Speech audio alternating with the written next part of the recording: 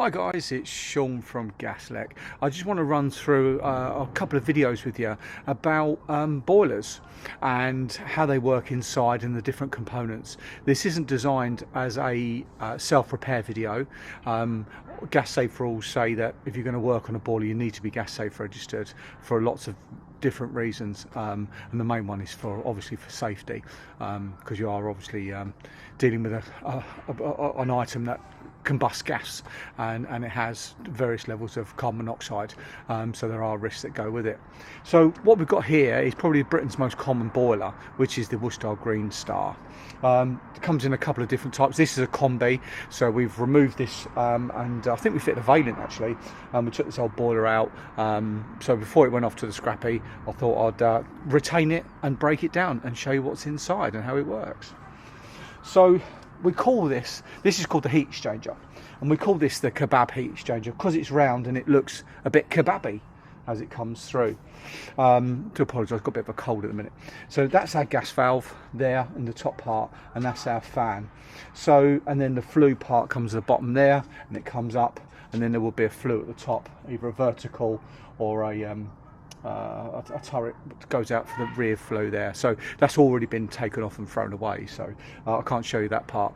And then down the bottom here, I'll bring it back a little bit, we've got the PCB, so that's all the electronics, tells what all the sensors go into and stuff. We've got the pump, and then we've got the return manifold, and then we've got the flow manifold, and on the back, I'll show you in a minute, we've got the plate heat exchanger, PRV, and the expansion vessel's gone because that was on the frame, but there'll be an expansion vessel on the back as well. So what I'll do in the first video, I'm going to get the fan out and show you inside the burner and what it's all about. So bear with me, hopefully we can speed this bit of the video up because it might be a bit boring. So this is just like a drip tray. So this is the flow out of the heat exchanger, and it comes through. So if this did drip, then it'll drip onto this drip tray and not drip straight into the fan. Worcester realised that they do leak and you've got to make some precautions for it. So obviously we're not putting this one back together, so it doesn't matter. This is a vent, so when you're filling up the heat exchanger with water, you can then just twist that out and vent. And another little tip here is if you open up the drain, put that in a bottle of like a cleaner or inhibitor, you can actually open that up, and it'll create a vacuum, and it'll draw the chemical into here and then back out again, so you can get chemical into this boiler. Great idea actually. They stopped doing it now, but yeah, nice little idea. But yeah, there we are. Right, get the gas valve off the bottom of the fan. They don't take too long to break these ones down, he says. It's getting a bit tight.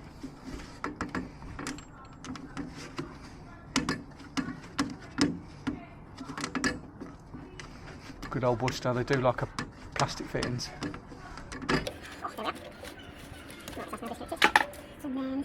Let's get the spark electrodes out. That might be easier. Take this door off the top.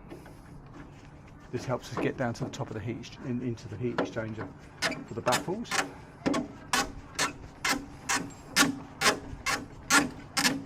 This one ain't been out for a while, has it?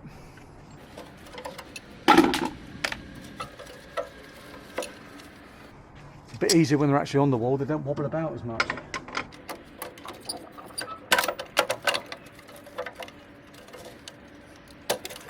So that's the spark electrodes. So you can see how old these ones are. They're supposed to be sort of this semi-opaque colour.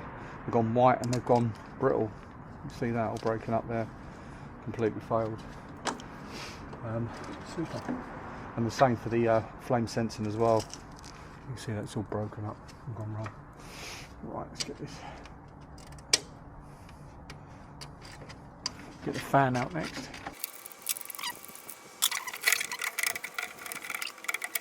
Not normally this hard, I'll be honest.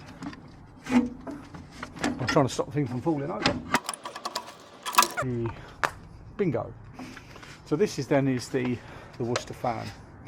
So what it does, that's not part of it by the way, that's part of the water side down the bottom. So what it does is when the fan blows, it creates like a suction, because it's blowing down into the heat exchanger. So what happens is the gas valve opens when you've got a demand, and the gas is able to come out at quite a low pressure, actually, probably about 5 to 8 millibars, something like that, so it's not a lot, and it draws it up into this here, into this gas tube, up into the back of the fan. So the faster the fan spins, the more gas that it will suck and bring through. Now these are a bit notorious for splitting, and you can see on there, look, got some little stress lines on there. So this one weren't, probably only a couple of years away from failing on that side. And then what this does, it then creates, you have a test point which has been, been snapped off, which comes through there, and that gives us what we call the negative fan pressure, and then we test that to see how the air is flowing through the heat exchanger, because as soon as we take this out, we've got to change the burner, which I'll come to in a sec. So yeah, that's the fan. Has a PCB inside, obviously has a multi-plug there, so it's a modulating fan, and then the mixture of the air and gas comes up through this top of this pipe here, through there into the top of the burner to be lit and to be burnt. Yeah, so that's the fan. So this is then the top plate, and you can see that this is absolutely on its last legs. So this hasn't been serviced at all. So when you get these new, they're a little bit rubbery, it's a funny material, but with age they start to burn out, and we can see this one is well and truly past its sell-by date. These should be changed probably every 5 years, I think it is, Worcester recommend, or every time you take out that fan you've got to replace the burner seal. So there we are, good job that we put a new boiler in.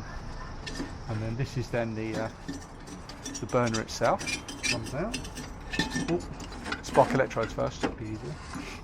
And there we are, that's the spark electrodes that come through. That should be a lot taller, it should be up here really, as a flame sensing.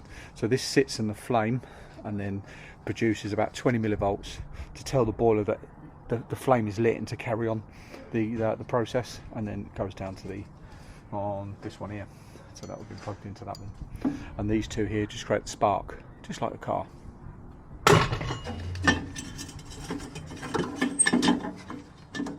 And this is the burner.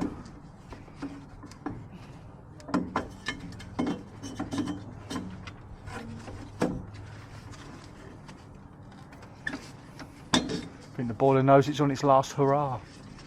It's going up easy.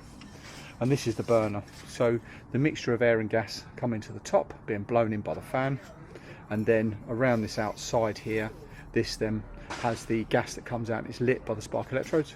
So then we get this downward firing, but sort of a ring of fire as it comes through. And there's the burner. And here comes the fun part. Wow, look at that. This is called the upper baffle, and you can see that's been burnt through, and it's completely failed. Got another hole in it there. So it's quite common on these for these to fail, these upper baffles. And then the hard bit is the lower baffle. Let me go and find a tool, back in a minute. Right, so this is a removal tool for them.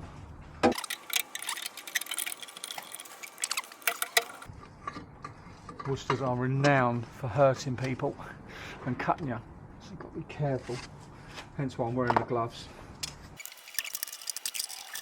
So I've had these come apart in many pieces, and this is then the lower baffle. So when you're having a Worcester chain properly serviced with the for the flushing out the heat exchanger, so the flame passes down through the burner, through the upper baffle, down through here, and this is, don't quite know what the technical name is, but it's just like the products of combustion that's left behind. So you need to get this cleaned out. It normally dissolves with water, to be honest, and just a little brush. So getting these cleaned up ain't that difficult, to be honest. So that's the lower baffle that sits right down to the heat exchanger, just at the bottom there. Oh, there's some instructions there with the how it should all go. Some people still do get it wrong, you know. So yeah, so right, okay. So you can imagine if we're then doing a service, we're changing the combustion burner seal at the top and spark electrodes. We'll then take these other items out, give them a wash, give them a clean, and down inside the heat exchanger. Don't know if I can get the video into there, if you can see that, and then that's, hopefully it's coming out. You can then see down inside the heat exchanger just there, and then we clean it all out, put all the seals back in, and then reassemble it and put it all back together again. So that's sort of halfway really, but nothing's going back together. It's all going in the bin. It's all going out for scrap, but I just want to show you what that's all about. Cheers guys.